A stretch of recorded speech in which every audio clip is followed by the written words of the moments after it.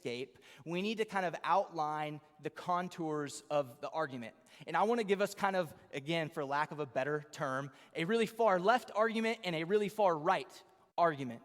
So on the left, the gender activists, they are going to argue that gender needs to be deconstructed because it is an oppressive force.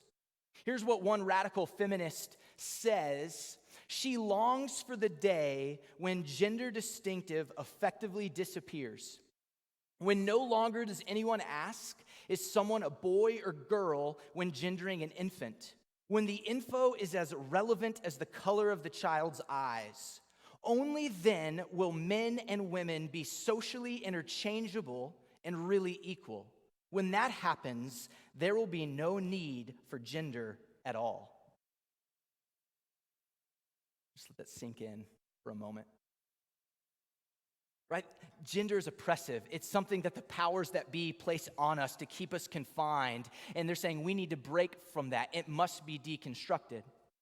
On the other side, on the far right wing, often associated with conservatives or the far right wing of the church, is that gender is not to be deconstructed, but it is part of the Creator's design. Right? They follow along the lines of, we can't even have a conversation about this. It's clear. The Bible says it, the end, hands in the pockets, we're done. They're not willing to live in the tension of how we're supposed to respond and what we're supposed to do.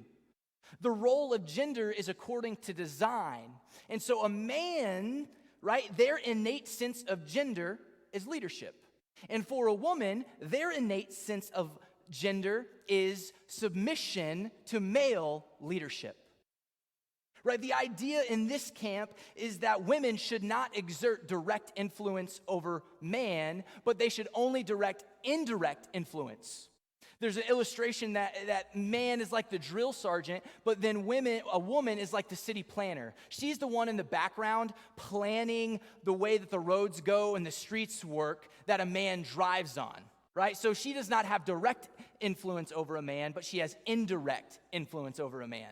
Right? This is that far right side, that any cultural depiction of blurred gender roles is wrong, and we can't even have the conversation. But here's what I want to tell you. Most transgender people are not activists, and most people in the church are not staunch fundamentalists. And that's what we see oftentimes in the media. But most people are somewhere in the middle, wrestling and living in this tension. And so I want to